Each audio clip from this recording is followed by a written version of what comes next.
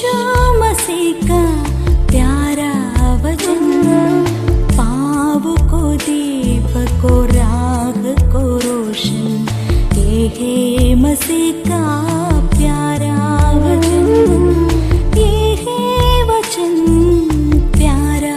परमेश्वर के धन्य नाम की महिमा हो। प्रभात मनन के सत्र 2253 में आप सभी का बहुत ही विनम्रता के साथ स्वागत करता हूं। आइए आज को मनन के लिए हम पढ़ते हैं याकूब अध्याय 3 पद 3। जब हम अपने वश में करने के लिए होड़ों के मुंह में लगाम लगाते हैं तो हम उनकी सारी देह को भी घुमा सकते हैं। मैं वचन के इस पदों से जब गुजर रहा था आश्चर्यचकित हो रहा था कि शरीर के एक छोटा सा हिस्से को पवित्र रखने और उसका सही उपयोग करने के संबंध में पवित्र शास्त्र में कितने स्पष्ट रूप में बताया गया है। ये सोचकर कोई भी वस्तु के निर्माता से ज्यादा उस वस्तु की समस्याओं के बारे में कौन ज्यादा जान सकता है। No one can know the problems of a product better than its manufacturer. परमेश्वर से ज्यादा हमारे शरीर के अंगों के बारे में कौन ज्यादा जानता है। तीसरी पद में हम ये देखते हैं कि जीव एक व्यक्ति के शरीर को कैसे प्रभावित करती है। यह पवित्र आत्मा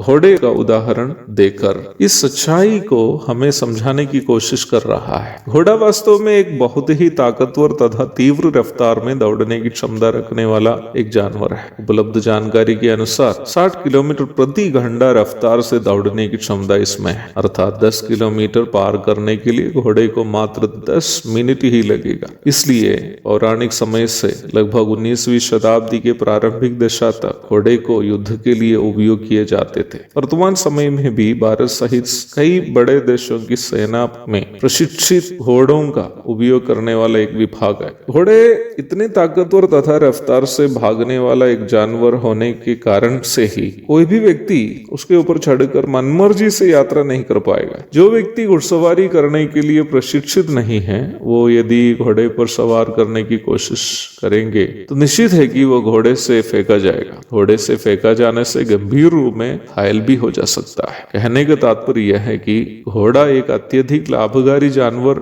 होते हुए भी यदि आप उसका उपयोग करने हेतु प्रशिक्षित नहीं हो तो आपको उससे लाभ के बदले खतरा मोल लेना पड़ेगा। जीभ भी शरीर का वैसा ही एक अंग है। आप उससे बात कर सकते हैं, स्वाद चख सकते हैं, लोगों का प्रोत्साहन कर सकते हैं, दूसरों के साथ प्यार प्रेम बांट सकते हैं, परमेश्वर की आराधना कर सकते हैं और गीत गाकर दूसरे के हृदय को तसल्ली प्रदान कर सकते हैं। और इस प्रकार देखने पर जीभ एक अद्भुत अंग है। परंतु जीभ से ज्यादातर लोग करते क्या है? अपने घमंड की बातें बोलना, दूसरों की बदनामी करनी, कानाभूसी करना, दूसरों की निंदा करनी, झूठ बोलना, गाली बकना आदि करते करते स्वयं परमेश्वर के सामने लोग पापी ठहराए जाते हैं, परमेश्वर से दंड के भागी हो जाते हैं। और आप जो भी बातें दूसरों के विरोध में उसकी बदनाम करने और उसको बर्बाद करने की इरादे से कहते हैं वो सबसे पहले हमारी अपनी आत्मा और हमारे अंदर वास करने वाला पवित्र आत्मा के सामने हमें दोषी ठहराते हैं। अर्थात हमें सबसे पहले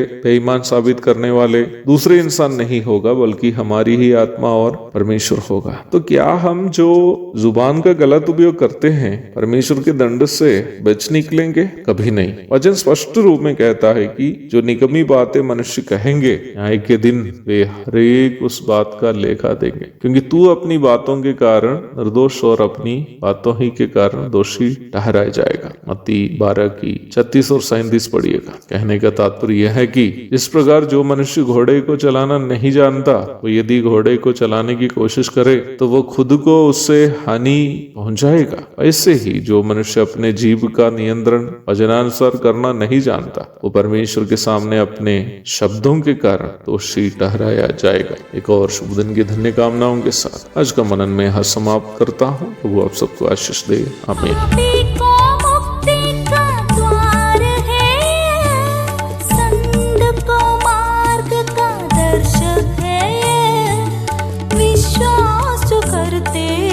उसके लिए अनंत जीवन